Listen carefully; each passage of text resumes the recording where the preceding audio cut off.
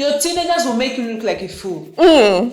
So let's talk about the outside. Let's talk about experiences that you had that you wouldn't want anybody else to have. You hear people do drugs at teenage age. You hear people sleep around at teenage age. You hear people get involved in pornography. First of all, as a parent of a teenager, go and learn. If you needed a knowledge of 50% to raise a toddler, you need 90% for it. There was no sex conversation that this is what will happen at so stage. Yeah. And then I had one outstanding experience. I had this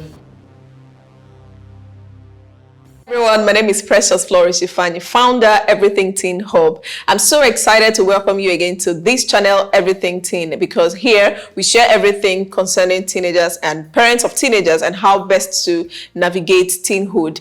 On this episode of our podcast, we'll be talking about how to navigate teenhood, and I have someone in the studio who'll be doing that with me. So she'll be sharing her teenage journey and lessons she learned being a teenager, and I'm very sure that you're going to have a lot of takeaway from this podcast, so go nowhere. So I'll go right into this conversation, but first I would want to introduce our guest. Her name is Mrs. Christy Ikedieze, popularly known as Christy Gabs, okay? Yeah. And she is an amazing mom of two and a wife, and also someone that is very passionate about growth and family. I know that for sure. So I'm going to pass over the mic to you, and I want you to tell us more about you because I'm sure our audience wants to know more about Christy.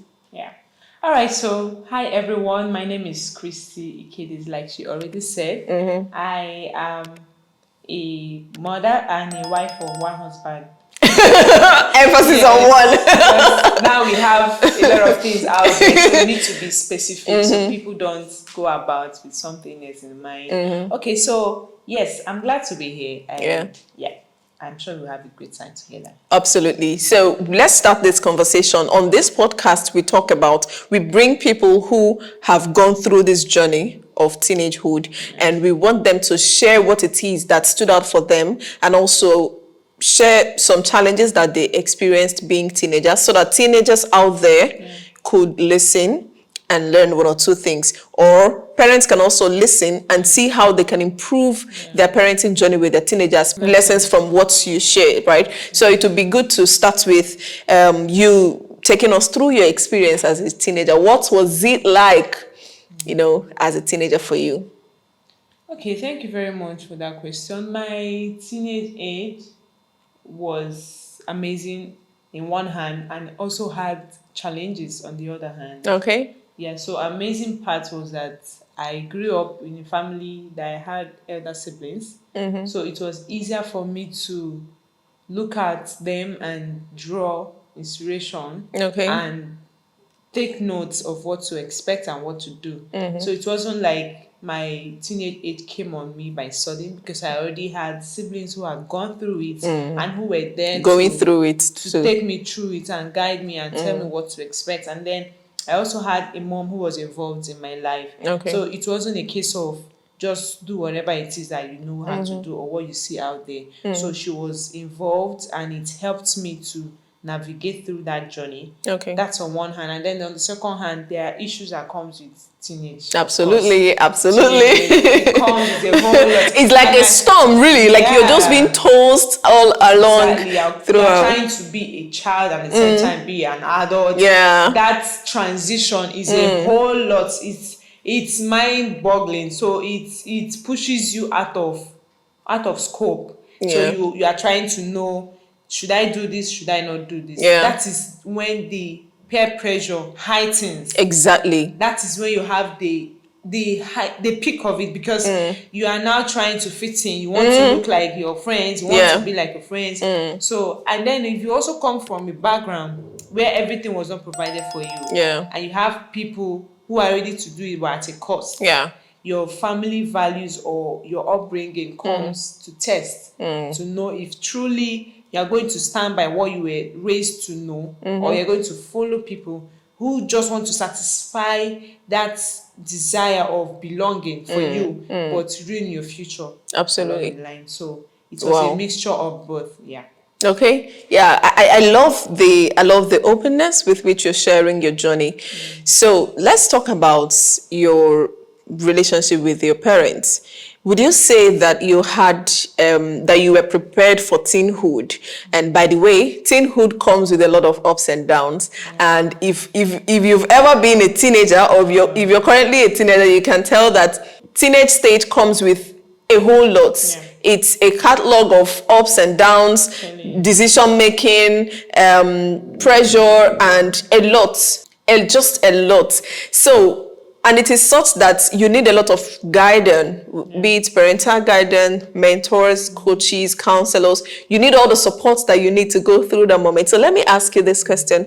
Would you say that your parents were, on a scale of 1 to 100, how involved were they in terms of preparing you for what you would see? Because, I mean, you should have seen a lot. I do. Okay. Okay, so for that, I'll say they were involved, especially my mom, but not as I would have wanted if I'm to go back to teenage age. To do it again. Yeah. Okay. Because I also give them the grace that they didn't know much better. Absolutely. So they were working based on how much they know. So if they knew better, I'm sure they would have acted better. So there was not a curriculum kind of, or a breakdown of how I was prepared for teenage age and what comes with it, puberty specifically. So you just grow up and you start seeing your period. Nobody prepared you for it. Nobody told you you're going to see blood coming out at some point. At some point, You're going to have cramps. You're going to develop, breast and everything. Yes, ovulation and all that. And all that comes with it. And you also were not prepared that you need emotional intelligence, because that's one of the things that lacks in teenage age. Because that's when you see people and you feel this child, this girl, this boy is rude. They are so rude. They say it so bluntly. They don't even have regard. Yeah, and that's why we see teenagers as disrespectful, as rebellious, as whatever I will call them, and we forget that we also passed through that stage. And we experienced the same thing, but maybe you couldn't express it as much as they are expressing theirs. So there was no preparation in terms of, look at what you expect. Don't feel strange. Don't see it as abnormal. There was no sex conversation that this is what will happen at so stage. So as to help you navigate through that stage, you don't feel awkward. For a guy, for instance, you now have experience of wet dreams. But if you weren't prepared for that, you think something is wrong. Crazy. I mean, what's going on? And you can't also, depending on what relationship you have with your parents, you can't also talk to them about it. You can't open up. You can't tell them what's going on. You go out, a boy touches you or says, "Will you be my girlfriend?" and you can't come back and tell your people or your parents, because apparently they feel that it will not happen. But we know it happens. So if they had prepared us for all of that, we'll do better, we'll take better decisions. Sometimes you may have gone the wrong way because you didn't know better. But if you had someone to tell you specifically, I understand that this pressure will come. Because sometimes we don't even want to be friends because we just want that person. But because of the pressure that you are alone. And you want to be among, you want to feel belong. Yes, you want to feel belong. So that pressure is on you to now act a certain way to fit in. Very true. And for those of us that escaped being, raped or sexually molested, or even intentionally walking into sexual activities, we are lucky. Not that we are prepared in a way. Definitely. So and then the opportunities weren't so much there, like it is now. So you could have escaped, sleeping around, not because you were built not to sleep around, but because the opportunities you were just lucky. You were just lucky to have slipped off that, and then by the time you could have now done it, you've learned better. You've got some sense. So it wasn't the kudos wouldn't just be that your parents prepared you. So that was not there. There was no connection. I know that there were some certain times when maybe a boy talked to me in a way I didn't like, and I wanted to just go and tell someone that will come and defend me and talk at them and shout at them and caution them to stay away from me. But because I was scared of what reaction I will get, I'll just keep it to myself. I'll deal with it the way I know best. And luckily for me, it wasn't harmful. But for some people, it's not the case. Some Definitely. people can be disastrous. Their cases can be extreme, and then they still cannot open up.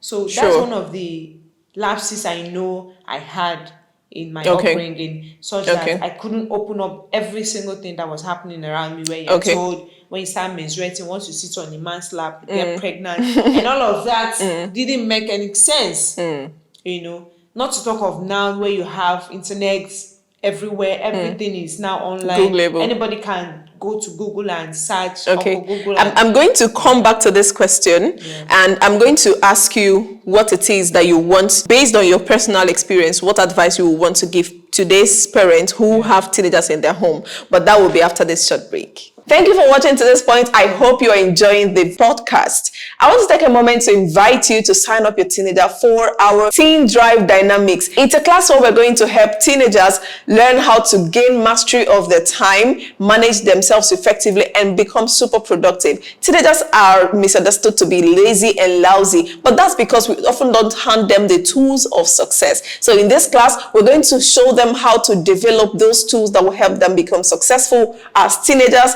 and as adults that they're going to be tomorrow, right? So we're going to be covering topics like time management, goal setting, and success habits. And we're also going to be sharing with them productivity hacks that they can use as teenagers. You do not want a teenager to miss that session. So sign them up right now. Registration is just 30,000 naira, but hey, that's only for the early birds, because if you're coming after the month of December, you're definitely going to get it for 50,000 naira. This class is going to be happening in the month of January, and it's going to be online. So why not sign up your teenager right now so that they will have a moment with Coach Precious as I walk them through how to assess their 2023 and get ready for 2024, because you want them to be super productive. This is coming to you from the tables of Everything Teen Hub. So let's get back to the video. Okay, I want you to share with us your most outstanding teenage experience. I mean, positive one, right? So what was it that you did or that happened to you as a teenager that you felt, woohoo, this is it. This is an experience I will never forget, and one that you want every teenager out there to, experience. All right. Yeah. So for me, I'm one of those smart girls, in school, intellectuals that, we confess in class, and we're known in the class because, of course, when you are shining, everybody wants to be around you. So I had that advantage of, first of all, as a smart person, and then you're also beautiful. Amen. Amen. Fine face. Yeah. So it drew people's attention to me, and I enjoyed that when I was in secondary school, junior secondary specifically. So, and then I had one outstanding experience. I did an exam when I was in JSS1, and I passed. It was a scholarship exam. So all through my junior secondary, I didn't pay school fees. And for me, that was, you saved. You felt like a genius. Yes.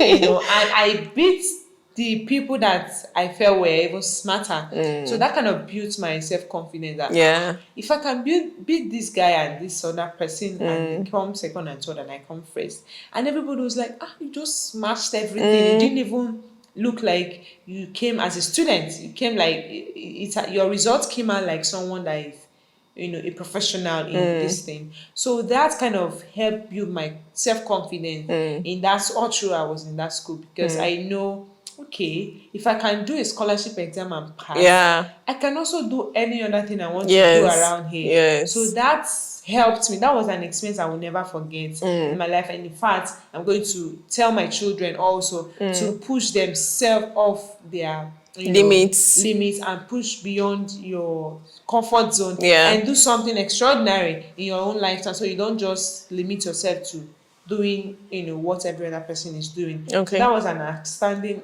experience for me. And then somehow I found myself in a church too, where I was a part of the choir, and that also helped build my confidence because I get the chance to solo a song. So you started handling the mic. Oh, I can get that feeling. Mine didn't start today. So that's there's actually, it hits differently to carry the mic. I mean, even if it's a gathering of 4. No matter how many people. Yeah, it that does. You are the one holding the mic. It Definitely. means so much. Because it's like a dream. You see people doing it and you're like, when will I carry the mic? Everybody's looking at you. What are they going to expect? And you give it, and everybody's, giving an applause for you and all that. So that also helped me. And one of the things it helped do for me is it distracted me from looking at what frivolities, things that didn't matter in that teenage stage. Okay. So I wasn't really bothered with this person is going along with this person doing this with this person. So I was now looking at what I have next to do. Yeah. So it kind of helped keep me in check and in focus, so that when you are even thinking you are distracting me or trying to pressure me, I'm not even concerned. You have your guardian angel to thank for that. Okay, so I'm going to jump right into the next question, which is so we've seen the beautiful parts, and of course, so it means, by the way, if you're a teenager, join choir. maybe it will help you. And whenever you have an opportunity to learn to compete, it's not wrong. There's nothing wrong with competing, so long as it's a healthy competition, so long as it brings out something that is already in you. So do it. That way, it will help you to flex your muscles. It will help you to, practice, to go extra mile, to prove something to yourself. Because I'm sure she must have felt better that, oh, come on, I can do this. Like, it comes with a different feeling. So you can try that. So let's talk about the outside. Yeah. Let's talk about experiences that you had that you wouldn't want anybody else to have. Let's talk about something you would have wanted to do differently as a teenager, or an experience you wouldn't have wanted to have. Okay, yeah. So one of the things that happened in my teenage age, was it really my teenage age? I think it was adolescence. I'm trying preteen, yeah. Okay. In my twin age. Okay. Call it twins age. So I didn't have so much confidence then, or I couldn't express myself or stand up against bully. Okay. So I had that case of people trying to bully me and I can't even defend myself. I can't say you have to stop this, and stand by it or report to someone that takes care of that. So I was scared. Okay. I felt that because I couldn't fight means I can't even talk anymore. So that's tampered on my self-esteem. Wow. So I couldn't stand up to something, because I felt, I can't even face this person if worse comes to worse. So that is one of the issues I had, navigating. That was preteen. But I also had a case of someone was trying to molest me and I pushed back. But I couldn't come home to talk about it because I was scared of, am I not going to be blamed for this? Even though it was not my fault. Yeah. It wasn't my fault. I'm supposed to open, I'm supposed to talk about it. Yeah. But I couldn't say that because I felt I would be judged, or I won't really get the right response or the response that I'm looking forward to. So I had to deal with that all alone until I was bold enough to talk to somebody. I'm just thinking about how many teenagers are going through similar situations or same situations and they can't talk because they feel like my mom does not understand me, my dad does not understand me, or my auntie or my uncle, whoever at my garden, they will misinterpret this thing. If I open my mouth to tell them, in fact, if you just say they say, I what? Yes. I what? Just stop. What happened? You swallow it up. You just swallow it up. So I'm just thinking, it's so sad. So let's continue. We'll get back to that. Yeah. So that was one of the issues I had. And then secondly, I didn't come from a very rich home. So that kind of made me see myself that there is a place you don't need to go. Oh my goodness. I mean, don't even think. More like a second-class citizen. Just be okay with average. So when some things are happening, you know that is this, but those people's children, the rich kids, Rich we call kids. them rich kids. So we're just on the average trying to manage life, trying to just keep up with being okay, not necessarily living a luxurious life. So that also has a way of affecting your self-esteem Definitely. and being able to speak up when you need to, because you feel like when those people are talking, you are not in the class to talk, you're not in the level to talk back, so it can be traumatizing to come from a poor home. It Really is. can, because it limits what you can do. It limits How far you can even dream as a person. yes, your dreams are revolving around Yeah. where you are. Yeah, because it keeps hitting the rooftop each time we want to dream Honestly, big. Something reminds you, guy, you're sleeping on the floor. Exactly. You soaked Gary yesterday.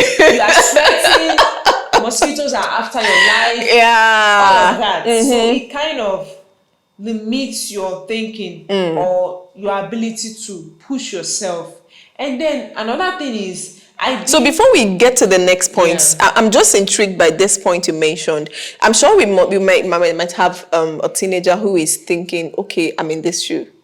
I'm on this table right now. What do I do? How do I ensure that the place I'm born doesn't determine my future? Because we've also seen situations where people who were from relegated home, terrible backgrounds, rise up to greatness. Yeah. So what do you think a teenager who is from such home can do so that you don't allow that label to reduce your dream, to limit you? Yeah. So essentially, what do you think teenagers can do in that regards?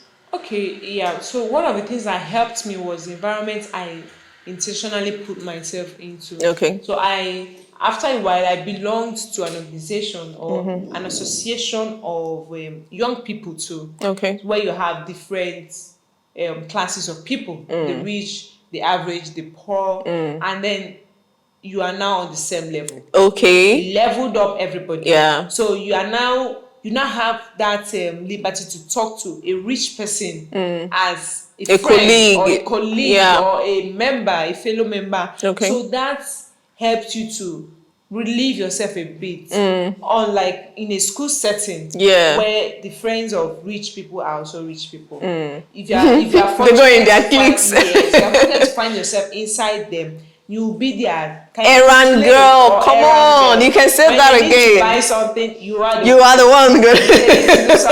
you do the assignment. That is all you can offer. Unlike when you Because by the way, your dad didn't drop you in school in a car, so you trekked to school literally. I don't even want to go into the details. If you ever come to school with food at all, sometimes it depends on them to help us survive in school. So that helped in that organization. And then the church I eventually joined also formed me. In fact, it was a major shift in my life. Okay. So I started seeing myself differently. I started seeing the opportunities that I can access. I started seeing the possibilities that are within my reach, despite the environment that I think I've seen myself. Yeah. So I started dreaming bigger than when I was just, in the place I used to be, or my home church or family church. I know that. Okay. So it kind of pushed me. I saw, so someone in this same environment can be thinking broad, global like this. Yeah. So if that is possible for that person, it means it's also possible for me. So I started dreaming bigger. I started seeing that I don't have to limit myself to what I'm seeing now. I can see further. I can be something else. Yeah. So that helped me to break off from that limited mindset of just poor, let's just manage. I'm having a great time in this conversation, I have to say, because if you're watching this, I want to believe that you're picking a whole lot of lessons, because this is someone who's been through this journey of being a teenager and through the rough parts too of coming from a humbling background. So I love it when people are real and they're sharing vulnerable moments and journeys of theirs so that others can learn from it. So if you're a parent and if you're a teenager, I want to believe that this is making sense. So I want to ask you the second to the last question before we call it a wrap. If you were to be a teenager again, what would you do differently? Having seen the good, the bad, the ugly, if you're given another chance to reincarnate, if that is possible, what are you going to do differently? All right, thank you for that question. And I will always say, if I have the opportunity to go back to being a teenager, I would so much immerse myself in learning skills, because teenage age is as if you are trying to rush and leave that stage. I want to start being an adult. Yeah. The longest stage in life is adulthood. Come on, you can say that again. The shortest is teenage, and then followed by childhood. True. So you don't have all the time to be a teenager. But you have all the time to be an adult. So spend that teenage age. And adulthood has a lot of baggage. It comes with a lot of responsibilities, comes with a lot of burden. So instead of wanting to rush to become that adult that you will eventually become until you are old, spend it in immersing yourself in learning skills. Learn soft skills, learn social skills, learn executive functioning skills, learn travel skills, learn any skill you can think of, because that is what will help you to transit successfully into adulthood. Good. And make your adulthood meaningful, because you see all the touts everywhere. They were once teenager. If they knew better at that stage, they would have done something different. That's also why you need to take your studies seriously, because when you become an adult, a lot of things start bugging your mind, that you may not have the time. Struggling, yes, you're struggling to now focus on studying. You're struggling to focus on something else. True. And then don't even bother with relationship. It's not gonna. Let's not even go there. Let's not even go there, because you don't even have the time to do the things you need to do completely and effectively. How much more taking an extra baggage? You don't need relationship. I'm going to be that blunt. The relationship you need is the relationship of mentorship, the relationship of parents and guidance. You can say that again. Siblinghood. That's the relationship you need. Spiritual relationship with God. If you have this relationship, you are good to go. Absolutely. You navigate. You just sail through your teenage like it's a boat cruise.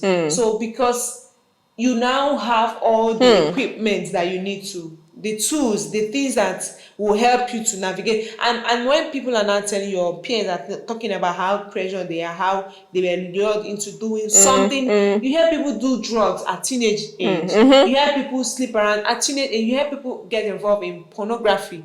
Just because they don't know any better, they don't even have the stamina to say no. They are filling their spaces with the wrong things. I know people who couldn't say no when we were teenagers because they didn't know the better response to give. So you're scared of saying no. You're scared of saying I can't do that. You're scared of sticking to what is put inside, what has been put inside you already. So you are struggling to say no. You're struggling to stand by the right thing. To be yourself. So please, just put relationship in a bag, zip it up and lock the padlock and keep it somewhere. When you need it, it's going to come for you.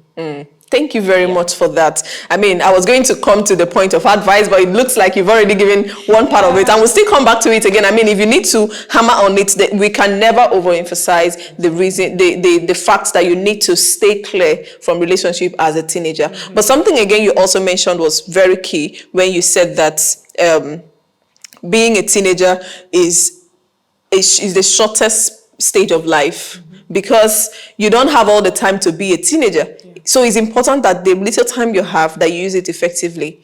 You know, a lot of teenagers, they quarrel when you call them teenagers even. Like they literally claim that you call them, they want you to call them adults, right? Because they want to be there. They want to wear wig. They want to do makeup. They want to be the big girls. But then again, you also, a few years down the line, start hearing things like adults na scam. I'm like, come on, you rushed into this place. What's up? The motivation is gone. So it's important that you take it easy. Because very soon, you're going to ask yourself, who pushed me? Who pushed me inside this stage? Honestly, it moves in a twinkle of an eye. Before you know it, you were 13 today, tomorrow you're 19. Like, and that's gone. it's Teenage over. Is over. It's over. You start paying bills. You start taking care of yourself. You start taking full responsibility. So talking about having all the time, you know, one of the things I regret personally was the fact that I didn't have enough time, or rather I didn't have the awareness of personal development as a teenager. Because what I would have read as a teenager, come on, they would have been begging me what I would have read, because I mean, I'm not saying that I can't read now. I still read, but I don't have as much time as I had as a teenager. Yes. Because as a teenager, all you have to deal with are house chores. Yes, and school. House chores and school. But now you have family, you have extended family, you have mother-in-law, you have children. You know, then it used to be, I would call my uncle, I'll call my auntie. Now you are the uncle. You are the uncle and you are the auntie. So whatever it is that you're expecting from your uncle and your auntie, definitely is now on you. So you don't have all the time to waste your teenage stage. Please make good use of it. Engage in personal development. Read books. Read all inspirational books. Read personal development books. Read your academic books. Just read, right? Study. Engage in things that would help you. Take advantage of online courses, improve yourself, because a time will come when genuinely you want to do it, but it will be a struggle. You'll be shocked at how 24 hours will just go. You'll be wondering, I just woke up. How is it 7 p.m.? All right, so I'll get to the last question, and that is, what advice would you have to give to parents of teenagers based on your experience as a teenager? What do you think that if your own parent did it, that you would have maybe turned out better? We're not trying to blame parents here. We're not trying to say that parents didn't do, because I mean they want our best, right? So whatever they did was out of what they knew at the moment when they were raising us. So, but today's parents who have teenagers that are under them currently, what can they do better in raising their teenagers? First of all, as a parent of a teenager, go and learn. You need if you needed a knowledge of 50% to raise a toddler, you need 90% for a teenager. I thought you were going to say 150, because come on, in this Gen Z this generation, 101%. Okay, right? Yeah, because your teenagers will make you look like a fool. They can say that again. BBT, before technology. Absolutely, baby boomers and the rest. BBT, you were not born with a hand. You can't hand a teenager a phone for the first time and they won't know how to navigate it. But there are still adults, millennials, that are struggling to know how to bring out which app in their phone, how to put install app, and all of that. They learn it. They come is inborn right now. So you can't risk parenting without knowledge. Absolutely. Not to talk of a teenager, because when they come to you and can't find wisdom, you can't draw water from an empty bucket or empty well. So you have to fill up yourself to be able to pour into your child. So you need enough knowledge.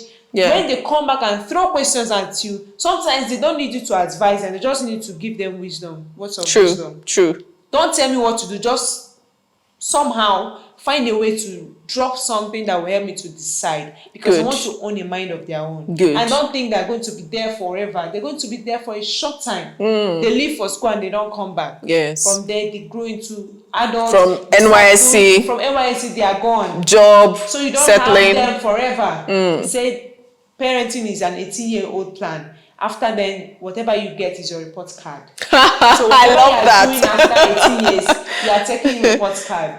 So you can't say you are training a 19 or 20-year-old. It's over. 21, no. Technically. It's over. So over. Learn. Okay. And then build relationship with your children. They might seem to be pushing you away, but they are not. They are not. They are not. Relationship. They need to know that when I come back, I'll meet you. When I come back, I'll see an open arm. Yes. So that will help them to make better decisions. If the prodigal son hadn't had the father's love installed in him, he won't go back, even when he came to himself. Good. So that love was, and I believe he was a teenager, because that was when The euphoria. Booming. Yeah. He wants to test, like, want to test independence. Everyone wants independence, right? Yeah, I want to that's one of control the your issues. life. So I would say learn and build a relationship with your teenagers. That's going to help a great deal with navigating through teenagehood. And don't see them as rebels. Yeah. Love them. Let Yeah. them know you love them. And let them really feel that you are going to be there for them. Even if they mess up, let them come back to you. It is better they come to you than they go to someone else outside. Because there are so many arms open out there to receive them. That want to take advantage of their mistakes and failures to now ruin their life. Pata pata. So if you don't want that, be there for your teenagers and give yourself to learn. Thank you very much. Thank you so much. This has been an insightful experience with you, journey that is worth taking again and again. And I want to believe that I will bring you back again on this podcast to have a more extensive conversation on this. So how can we connect with you? How can people reach out to you? Okay, I am on Facebook, of course, on major social media handles. My handles is Christy Ikedieze Gabs on Facebook and Instagram, and I'm Christy Gabs on. They say this now X, but Twitter is still coming up from my mind. Whichever, if you are for Twitter, then it's on Twitter. If it's for X, then it's X. And then I also run a YouTube channel where I talk about anything, parents, my marriage, life, whatever, and that's. So what's the name of your YouTube? Chat with Christy. That's the only Chat with Christy you ever see on YouTube. Any other Chat with Christy is fake. Thank you, Christy, for coming to do this with me today. I feel so honored, and I feel great having this conversation with you. And I want to believe that you, as a parent who is watching this, that you've learned something from this conversation today. And if you are a teenager, that you've also learned something that you would, take better steps in improving your life as a teenager. Until we come your way again, I remain Precious Florishifani, your host. Peace out.